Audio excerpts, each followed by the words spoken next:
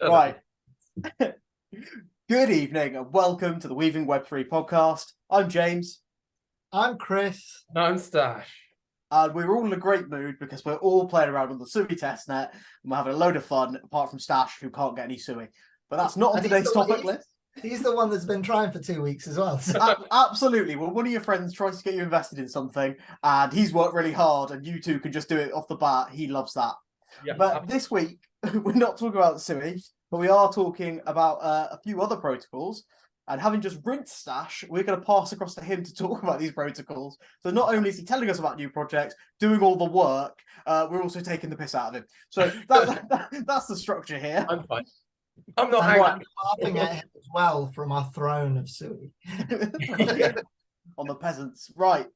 Stash, so you are a big fan of Atom. Yes. Would you be able to tell us, the viewers, what Atom is? Absolutely, I can. So, Atom was conceived in 2014 by Jay Kwon and Ethan Buckman, not related to Do Kwon, the person who destroyed a lot of lives and terror. So essentially, Atom is a layer 0 protocol. So a layer 0 protocol, it allows entire blockchains to be built on top of it. So essentially, Atom provides a base security layer for interoperability between different blockchains. You can build your own sovereign blockchain on top of Atom and have its own independence separate to, let's say, a layer 1 blockchain. Because when you build on top of Ethereum, let's say, it is limited to what it was developed. It is right now 15 transactions per second. So that's why you build layer 2 applications on top for faster transaction speeds, such as like Polygon. Mm-hmm. And essentially, with layer 1s and layer 2s, there's a rate limiting factor. Let's say we had with Solana, outages in the network. The applications built on top of that rely on the layer 1, which is Solana, to validate and process all these transactions, which is a big problem. If you can't function because you're relying on someone else, you have to wait until Solana is fixed, and it often took up to 18 hours for the network to be back on. You are losing and bleeding money. So as I understand it, we've got layer 0, which is the proper base layer, right? Which is what an Atom is, and then a layer 1 is something like an Ethereum. And Ethereum offers a lot of utility, but what you're then saying is it doesn't offer enough utility from when it was designed to what it needs now. So then people have built layer 2 protocols that are based on Ethereum, but aren't limited by Ethereum's initial design. So the example of that you gave was Polygon. So Polygon's a lot quicker, etc., and doesn't cost as much gas, but it's reliant on that layer 1 working. So if Ethereum blew up, tomorrow, that all that network just died, then suddenly Polygon would not function. Everything built on top of it. So Atom goes a layer underneath of that and allows people to build essentially layer 1s on top of it.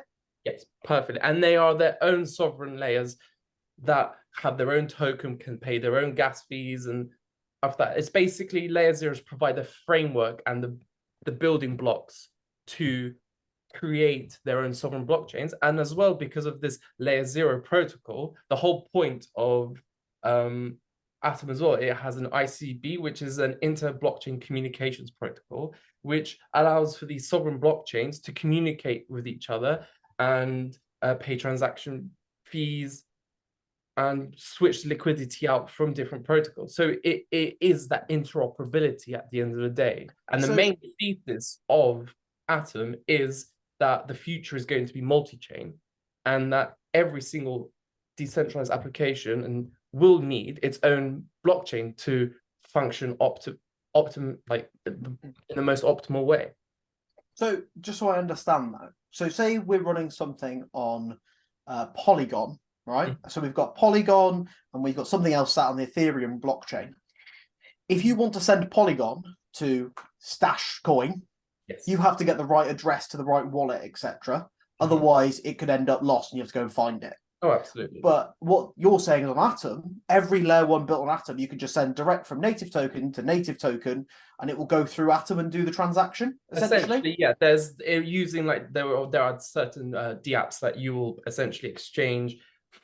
They will go from that blockchain. It's essentially like a funnel way to a gateway to the other blockchains. But they essentially make it easier, more simplified for everyday people to go and do it. You don't have to learn as much about it. So sort of it's bringing some of that barriers to entry down so that people go, okay, as long as it's on Atom, you just send it to me.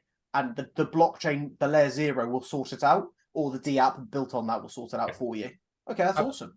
Yeah, and essentially with Atom, it solves the trilemma of blockchain, which is we have the scalability, usability, and interoperability. And with this building blocks that Atom is achieving, it is able to fix that because Ethereum can only do 15 transactions per second compared to the novel proof of stake, which was invented by one of the co-founders called Tendermint. It has highly scalable and highly secure, which with transactions of up to 10,000 transactions per second. However, the drawback with that is it is slightly more centralized. It had 100 validators, but it was recently upgraded through the governance of the whole Atom ecosystem to have 175 validators to make it a more decentralized like blockchain. So there are still drawbacks, but because of the way it's being built and the whole independent decentralized chains, it will over time become a much more decentralized infrastructure. So what's been built on Atom? Are there any projects we would have heard of, people at home would have heard of, that was been built on Atom? You may have heard of Osmosis. It is a while back. It had a massive run, like it had quite a big run in the bull market, where it is basically the decentralized exchange for all of these tokens, essentially for all the Atom tokens. And there are many projects right now that are being built and having their own sovereign chains. Originally, they were built on the Cosmos hub, but because the community decided they don't want the network to be overloaded by transactions for like a DEX, the Gravity DEX is creating its own. Oh, I think it's the Gravity DEX is creating its own chain built to take off that congestion on the network that might be happening in the future bull market, essentially. And like one thing I forgot to mention about layer 1 projects is sometimes they're limited to their own coding language. However, with the whole Cosmos framework, you can use whatever code language you want, and it has compatibility to everything else, essentially. Yeah. And so the nodes that run the network, and just if people don't understand what a node is, we're all here happy with how a validator node works. I hope we are, but maybe people at home. Essentially, when you go to action a transaction on the blockchain, that transaction is validated by a node that then can verify the consensus again. So how many nodes do they have, and are they decentralized or are they centralized on that network? So some of obviously you have like the Coinbase has their own, like all the major exchanges have their own nodes, as well as there are individual parties or like, let's say a group of people, let's say we want to create our own node. So we have to have, right now the limit is 60,000 Atom to be in the top 175 validators to earn rewards and to be an active node. So essentially you think about, let's say the top 10, 20 validators are these big centralized companies, but out of all of the rest, they're like small individual. It could literally be just one person or a group of people like us being like, okay, we want to be a validator to make this more decentralized. So it is. It isn't. I mean, it's a fight. It's difficult, isn't it? Because nodes are always going to get bought up by large groups with lots of money. Because nearly always, like you said there, nodes have got you need to hold X amount of token before you can be a node or whatever, or you've got to commit, or you've got to burn a certain amount. So you mean rebasing tokens and things. And for that, in order to get that amount of tokens, you need to have either been in the project super, super early, or you need to just be absolutely minted, right? Or both, preferably both. But yeah, probably if you were in the project that early and it went well, then you would be. You'd be retired by now. Yeah. So, so, so just for like sort of my knowledge and also people's knowledge at home. So, biggest layer one protocols, Ethereum. Yes. It used to be Solana, but that's a dead project now. I mean, Solana's still up there. I know, obviously, it is going down. And I did earlier off camera say it was a dead project. But as soon as that camera's rolling, he loves it again. Listen, not to piss off the Solana heads, but like, I don't know, Solana, will it come back? Sorry, I don't think so. SBF will still hold one of the largest holders. Yeah. I don't know whether he's going to dump to get For anyone at home who doesn't know who SBF is, that's Sam Bankman-Fried, who was the founder of FTX. Just in case Stash people at home go, what the earth is an FBF and SBF? And if you don't know what FTX is, watch our episode from two weeks ago, right? Episode 2, what the FTX is happening. Yeah, very exciting. But honestly, thanks for taking us through what's going on with that, the different layers of the protocols. It's really useful, I think, for me, where I've not been in it that long, to just sort of hear about how that works. And sort of, I think the blockchain appears super scary and super complicated, but actually, if you could get little bite-sized bits like this that break it down and go, actually, there are certain layers and protocols are built on top of protocols, and they get to use, if you build something on Ethereum, you get to use a lot of its utility and functionality, but you can make your own adjustments. It's they're sort of like you said, like building blocks. You're buying a pre-made product which you're then making amendments to, rather than having to create a car yourself. You just put a new body kit on it and you put a new turbo on it or something, and you change it to be yours. But at the end of the day, it's still a Honda.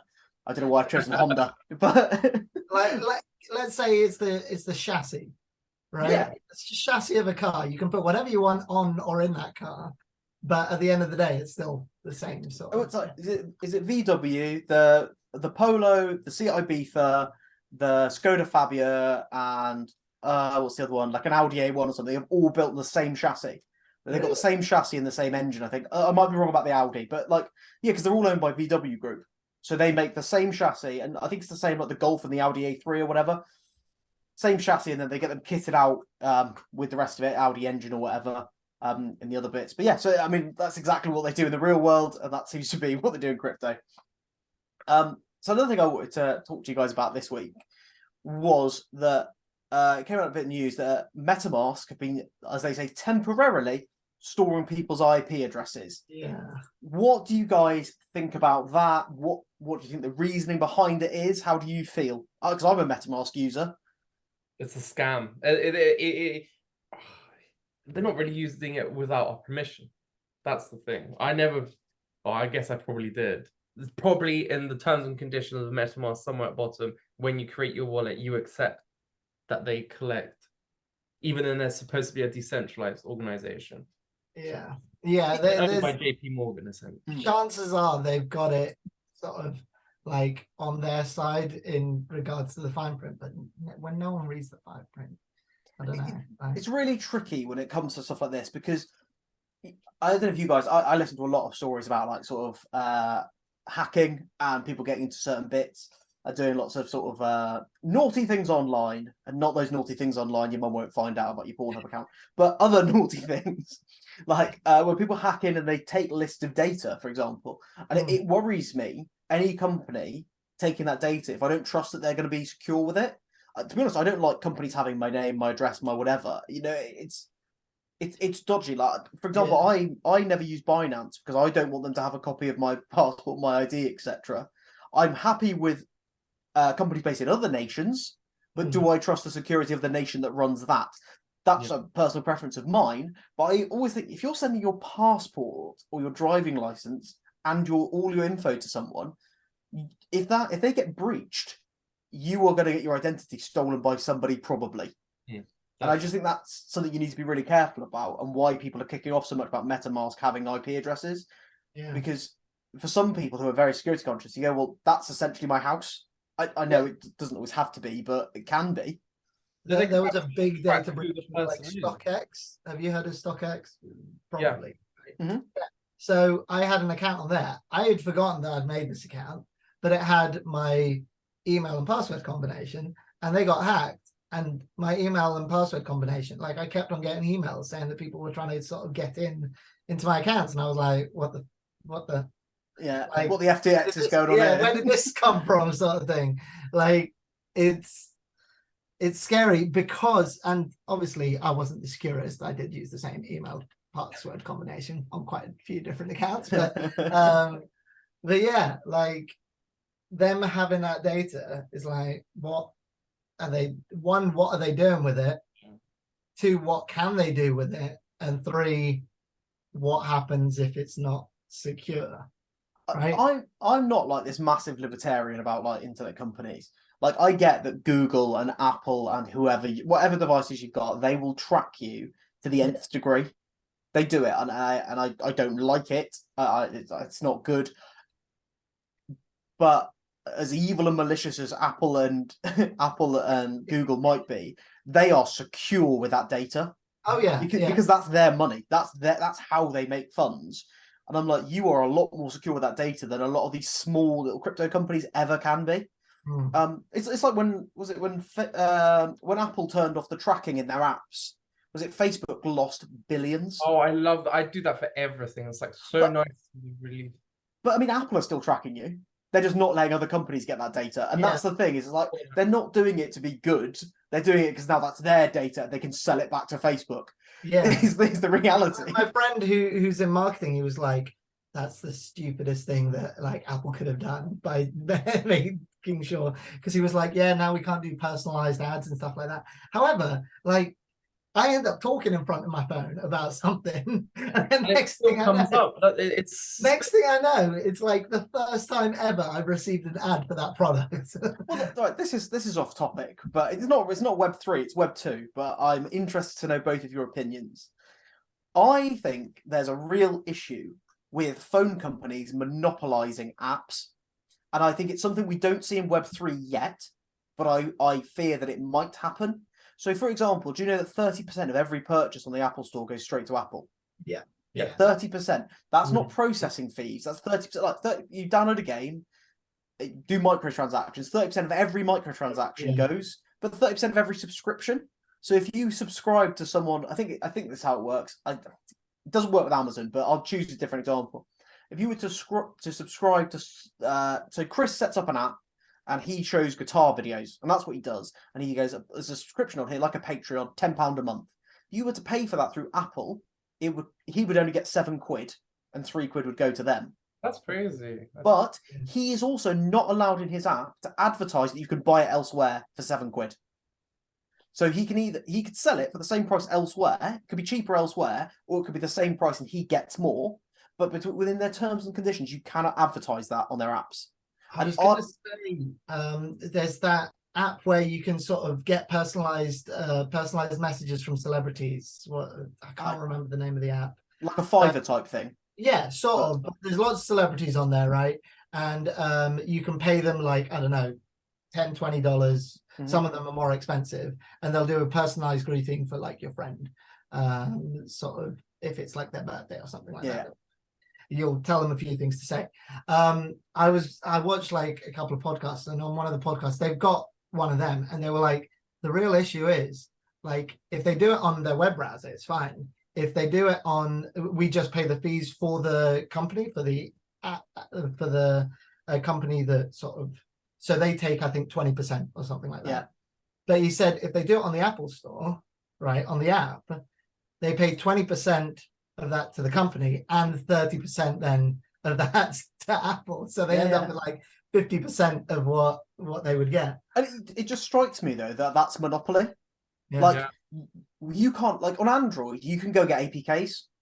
Like if you granted they might not be the exact app, but a lot of times they are, and they've got the same, like I'm sure you could go and download an APK for like Facebook or join on like APK Pure or something. An Android phone, so okay. Well, so on Android phones, like you can go and grab an APK from an external party and like just install it. You do have to like accept that you can install it, whatever, but it's not that difficult. But I just think it's crazy that you're allowed to say on this phone you can only download things that I've said you can download. Yeah. Right. And I will take 30% of all the proceeds. I get that they need to check the App Store and they're like, okay, on Apple, it needs to be secure and we don't want rubbish on there. But I think if a company is a legitimate company, it's gone through, done all the checks, and you're taking 30% of their funds for what? The fact that you would say, oh, we're taking 30% for giving you the market, but you're not, because the crazy thing is that person could subscribe to that service on the laptop and then log in on their phone. That's fine. But you can't take subscriptions. And that to me seems like a bunch of street thugs saying you got to pay us, and it's billions and billions of dollars for it, and it just like a mafia sort of a ring. Yeah. Oh, pay us for what's it called, protection. it literally works like that. But that was sort of where my question was going, was like, do you guys think Web3 will have that same problem, or do you think the fact that it's run by people who are so pro decentralization that, because to me, the internet was set up by people who were pro decentralization. Yeah. Like the internet was for people who were like, oh no, we need to have freedom, we need to be able to do this and that. But over time, it's just come together because more and more big players take control of that space, don't they? And then they enforce their rules. You know, like much harder. In some areas, I think there'll always be centralization, or there will always be some kind of takeover. Like certain, like the blockchains are designed for this whole centralization thing because that's how they're gonna trust. But like, there's gonna be a fight, a war to come. It's going to be Lord of the Rings. We'll see. Stanislaw calls for raid. That's fine. No, I just think that's something that I find it personally really interesting, that like companies are allowed to do that. Yeah. And it's just like, it doesn't seem right. Do you know what stinks about it, right? It's just like a bully. Amazon said, we're not doing that. And Apple said, no, it's 30%. And Amazon went, we'll pull the Amazon app from the App Store, and we'll pull Twitch, and we'll pull Amazon Prime, we'll pull the lot. And they said, would you take 15%? And they said, yes. Really? Or because Amazon can big time them. Because Amazon's big enough to be like, Epic Games have cut complete ties. Did you see that whole thing that ensued? Yeah. So basically, they were taking 30% of all Fortnite purchases or something like that. Well, it's their game, isn't it? Apple were, but Apple were. Epic Games one. So Epic Games were like, no, we don't want to pay you 30% just of every single thing, because obviously Fortnite, it's a free game, but the amount of like microtransactions, yeah, exactly, for skins, for like emotes, for everything, like, is insane. They're pulling in massive money, and they were like, okay, well, I think they sued each other or something like that. It was big in the news, but now they do not have anything on any Apple product. So like, if I want to play Fortnite, I've only got a Mac. I need to put it into boot camp and play. Yeah, but it's crazy, isn't it? That essentially, like Epic Games isn't big enough to fight Apple. Like Apple's like, we don't need you. But there's only like, I mean, I suppose like Google, Amazon, and Facebook. Not Facebook, but like Google, Amazon, and Apple are probably the big guys that can just play hardball with each other. Oh yeah, like they, and obviously Google and Apple don't need to. But it's interesting that like, I think that shows that it is a mafia though, because if a big guy comes along and goes, no, I'm not paying that, you need to change it, you can't then claim it's like admin fees, because you can do it on 15%, but you won't. Do you see what I mean? Like if they hadn't budged, they said, no, that's what it costs, you could maybe believe it. But if you'll budge for a big player, then you're just lying. And it's like, so I don't know exactly how that working, because I think they were taking like Twitch subscriptions, Amazon Prime subscriptions, everything on Apple was going. What's it called? Even like the gift subs or whatever. Yeah. But everything. Twitch. I think it was like the Amazon Prime subscription stuff that they kicked off the most about. But because I did the purchases, like with buying on the Amazon app, they didn't take 30% of the purchase price. I was gonna say, because no. Oh yeah. But they did take up like all the Prime subscription stuff. And I'm like, it's £8 a month from probably millions and millions of people. Like, it's a lot of cash. Yeah. But yeah, no, I think that's interesting. So if we're to stop companies, or if Web3 can stop people from doing things like this with their apps? What's the solution? How do we all get a vote? We could Centralization, right? or governance tokens. Governance. That's very true.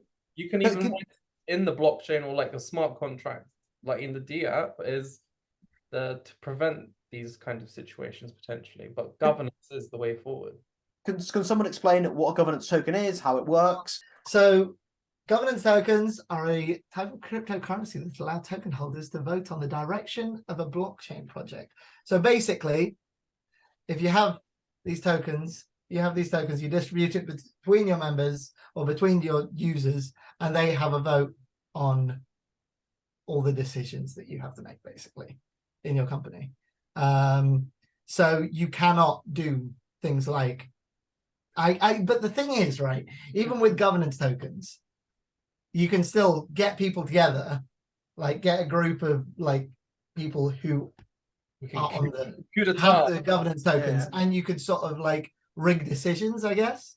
Well, the thing is as well, actually, right? If we're all big bag holders on the SUI network, right? Massive. Yeah, I mean, to us. But we might want that monopolistic behavior on our network because it might benefit us, and that's the thing, is like, obviously you're fighting human nature. But I think it's a weird one with all this sort of stuff, and not to get too political, but like the powers that be and everyone that's in place, there's got so much power, but actually it's the people and the individuals that use the systems and the products and the networks that actually have the power. But the problem is we're all sat there individually upset and not as a collective, and trying to motivate people and get them to do things collectively. And I know in one of our previous podcasts, we talked about some DAOs, decentralized networks. And I said on that, a big problem is that people don't vote in them. And people don't vote in society. Like our age bracket in actual voting is horrendously low. And then, people our age then complain about voting decisions. I think, well, people our age don't vote. Yeah, absolutely. And yeah, shoulda, coulda, woulda, but that's why there's like penalties as well. And like when you list a proposal, you can also have like threshold of the amount of people that vote, like respond, like the people with the governance tokens that need like with the Cosmos Hub, like if someone spams like proposals and stuff, like you need to like commit a certain amount of tokens. Like I think there's been a new governance proposal that was accepted, that you have to put in it's around 10k of Atom to submit a proposal for people to vote and stuff. And some people will spam and do these terrible proposals. If it is deemed by a community spam and against the community, like in the consensus algorithm, if people vote, they lose like a third of their tokens completely lost. And that's like, how much is 10k Atom in here? Oh no, I meant, sorry, 10k. Right now, it would be $10,000 of Atom. So I think. Okay. Like I'm with you. Up to 6,000 or 8,000. I don't remember the exact number of Atom that you need to submit a proposal. But that's another way to incentivize people to be honest and like kind of not honest. But I mean, I guess you need to prove that you're a holder, right? Yeah. Like whether that's a bag holder or.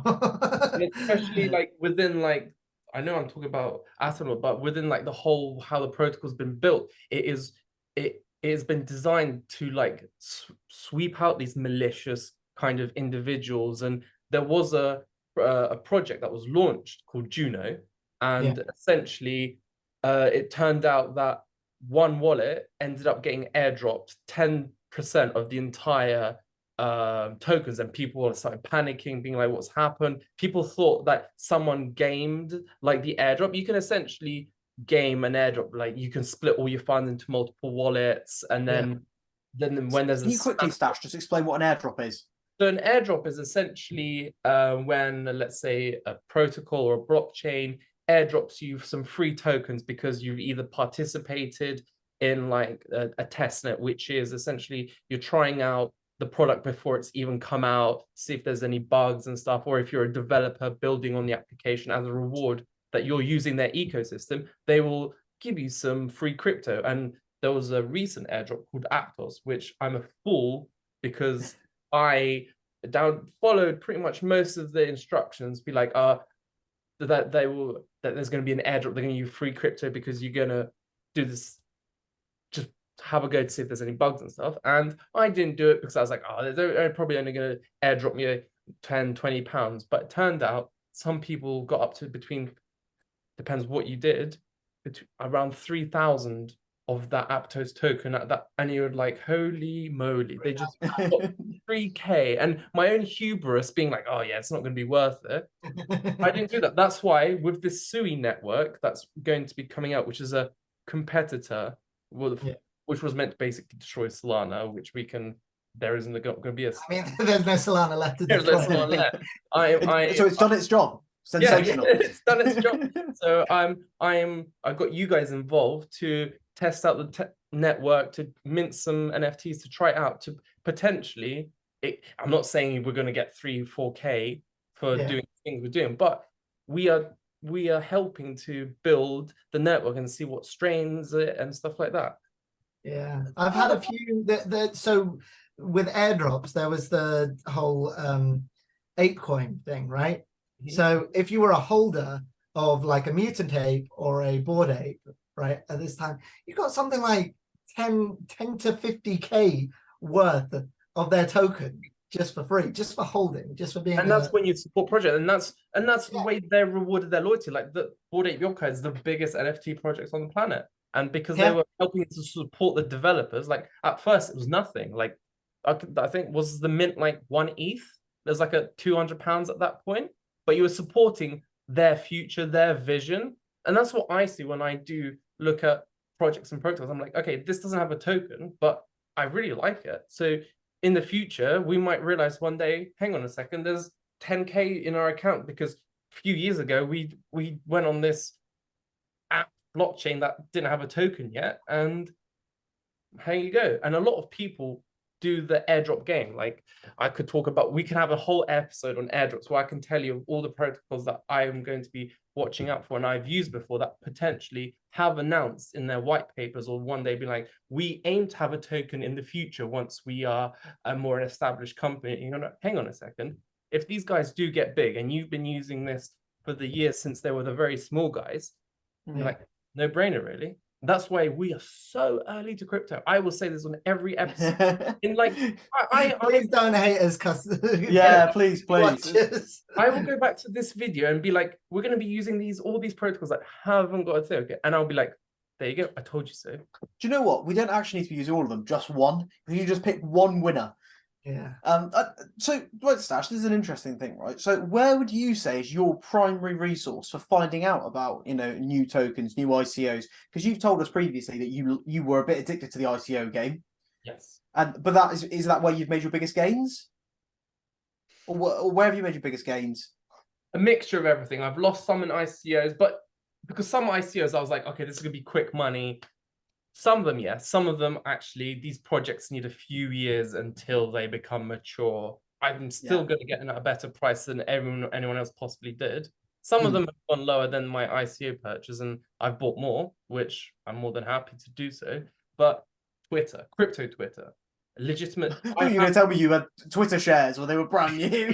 No, I did have Twitter shares, but I have like a little document of reliable, credible people that hunt airdrops, like that look or have aggregated loads of news sources together to be like, oh, whenever there's someone mentions we have a potential token in the future, they'll be like, okay, here we go, there's a potential airdrop and stuff like that. Or there's also like, I look for a website called ICO Drops, which is an aggregator of pretty much every single project that a crypto project that has announced that they've had a funding round or have a possible token and stuff like that, and it gives you all the information whether they're going to do it, who's backing them, and I often will use that as my first source and then do my own research because I have a good understanding of crypto and blockchains and how they work, so I will put that in my like evaluation list, and I will evaluate like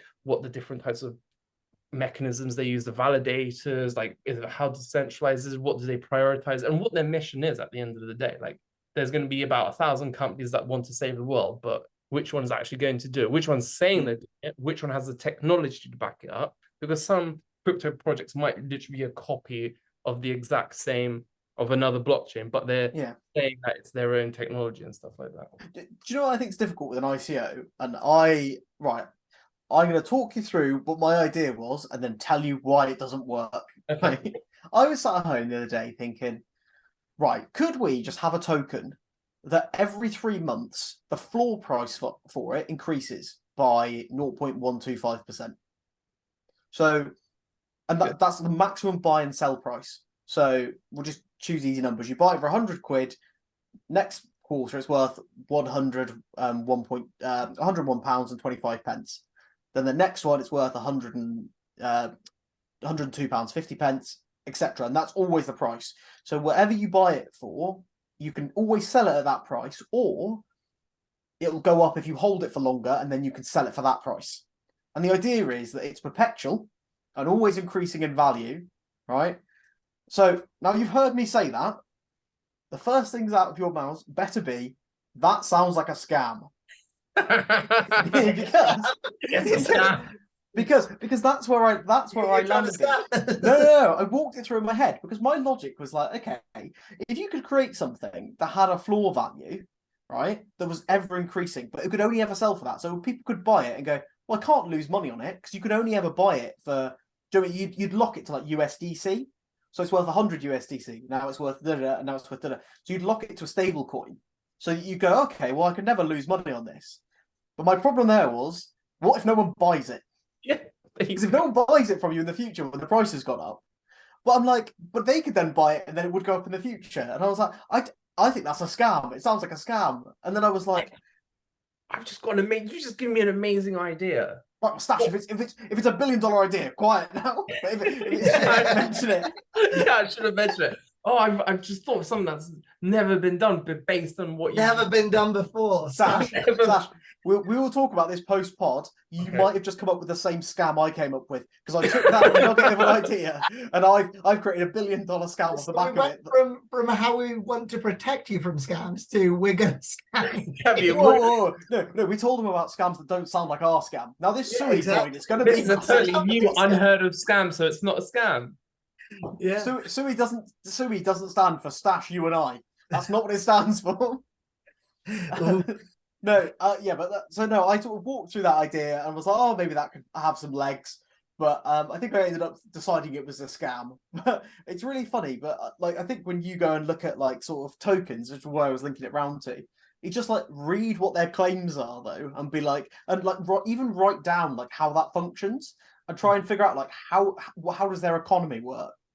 Like if they promise returns over what the network will take in income, there's something wrong there. Or if they promise perpetual returns or massive interest rates or whatever, it just needs to be some sort of guidance of something's not right here. But no, that was my little scammy bit, and I'll speak to you about it later, Stash. I don't want to derail us here. But that was just a little something, Stash. A little idea I had called like stable scam coin. Something on that note and ending it kind of. I just clicked the thing to request more Sui. You got some more? I just got some more. Excellent. Do you know what I'd like to round off? And actually, I would like to round off by having a quick check on what our coins are doing. Oh God! Mid-World Cup. Oh, I haven't even checked it at all. Neither have I. Oh dear. £25 in, £13.21 left. Ooh, that is not good. Oh Christ! Oh, Stash, why have you done this to us? Half your money. Yeah. Have a look. How to half your money? My money is at 1.9. How much is $19.71 in pounds? You used English and Wait, did I get that wrong? $19.71. How much is $19.74 in pounds? £16.36. I'm up. I think I was 15 last week. £14.70 I'm on. So Stash is still doing the best. Bravo. I'm winning now. They're doing the worst. They're doing the I best. was doing the worst. The thing is, guys, look, we've all managed to half our money, and that's the real aim of crypto. Exactly. If you're not losing money, you're not doing it right. But I am staking my Atom on chain, going back to Atom, and getting 26% APR. And it's not a scam because this is on chain staking, and the way their economic model is built in this bear market, getting coins that are definitely going to survive. Well, I'm not financial Definitely advice. gonna survive. Not financial advice, but I think it's going to survive. Getting as much of those tokens and being able to earn a yield on them while you're holding them, because you're not giving away your keys if you're doing it like on a centralized exchange. You're doing it on your wallet, getting these APRs slowly. Like over the last half a year, I've got about 2.5 extra atoms that I never had. So It's a good win. What's the value of one atom? Sorry? About 10 quid? 10 quid an atom? 10 quid right now, I think. Yeah. So yeah, 20. I'm happy with that. I mean, height was up, I think it was like 30, 50 pounds. So if it goes back next year, I'm like, I'm up an extra. It's crazy, but like I've seen people who like during the last run were making like 30, 40 pounds a day, like staking not huge amounts of money. Oh, I remember that. I was so good. I used to on my crypto.com. I was like the Crow on the DeFi where I was staking all my Crow. I was like buying myself, like I was like one day I was like, oh, I want to buy myself dinner or a coffee, and I was like, oh, I'll claim my staked rewards, sell it, and there it is. It was so good. But now I am a poor one of my NFTs, like if you stake the NFT, gives you tokens, right? And at one point those tokens were worth like 16 cents each, and I was getting 50 a day. Oh, nice. Yeah. When you just talk about Crow, then I just wanted to potentially touch on one thing just as we round off about Strong. People remember Strong? Yeah, Stronger. Because that essentially is that was a Ponzi scheme, Chris. If you don't know about it, so the way what a Ponzi scheme. so the way those returns worked essentially were they would pay you. Oh God, Stash has had it. He's left. Sorry, I've dropped something and the cables do making weird noises. He doesn't want to hear about this. He's had enough, Chris. So Strong essentially was a token where you would get your staked rewards, and then they would go, okay, restake, and you'll get more rewards, and compound it up. And a lot of people were earning these staked rewards, 30, 40, 50, 60, 100 odd pounds a day, and re-putting them in. But then once people stopped buying Strong, the value plummeted. So you might have earned all of this coin, but then it all just drops off, and you're left with nothing. Yeah. But if you'd sold every day, you could have had hundreds or thousands. So like, it's just, I think sometimes when people are onto a good run, like with good returns, my advice, not financial advice, so not my advice, what I would do personally is I think I would cash out when I was on a good run. But it's like when you're gambling, right? Oh, if you don't cash out when you're on a good run, that run's going to turn down, and that's my mistake that I hold every day. Yeah. But look, like you say, every day, Stash, we're right at the beginning still. Doesn't matter. Everything you're holding is going to be flying later. We're very confident. Unfortunately, guys, I do not have where is this from, but because my bike has been in the repair shop, so I wasn't able to get any nice. Oh, I had a nice donut this week, so I'm actually going to ask you what I had. What flavour did I have? What? That's not how Where Is This From works. You don't have a physical product. I've got the box. Where is this from? Hold on, let me get you I'm going to get you a photo, and you can do where is this? A donut. A photo of a donut. That's fine. We accept this for today. This is what people want. I can't help it. It's the man of the people. It's from a Taunton-based store. Okay. Oh, what? Yeah. That looks great. But absolute banger. You won't be able to tell me where it's from because it's a small independent place. No. But that's from the Dough Bros, and it is actually their first birthday next Saturday, and they're doing £1 donuts. All their donuts like that are £1. Dough Bros, if you're ever wanting to sponsor us in the future, shout out to the Dough Bros, the £1 birthday, big advertising. So what you're saying is you're going to get us all like lots of samples and send them out. I mean, if you would like me to ship them across country, cost them. I mean, they'll be stale by the time they get to you. That's fine. Yeah. I'm going to drop ship them to you. Like... I'll charge you post and packaging. yeah. Buy them cheap, sell them high.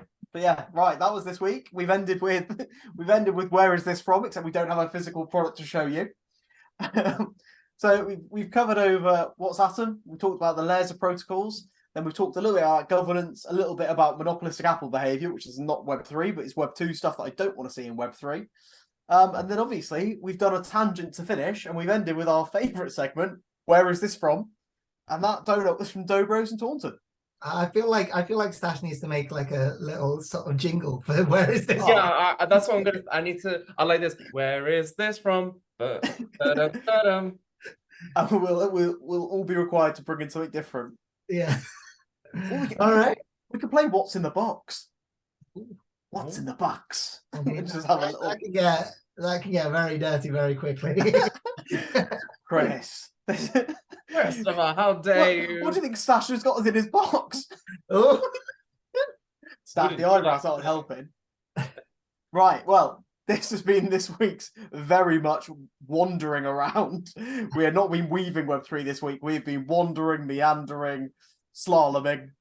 But I've been James. That's Stash. That's Chris. I hope they're in the same place in the video as I pointed. If not, I'm to your right. Edit my fingers. Edit. Right, I'll do it again. That's Chris and that's Stash. That's Chris and that's Stash. That's Stash and that's Chris. Right. Perfect. That was a great send off. Thank you. Cheers. Have a good night. Love you all. Bye. Bye.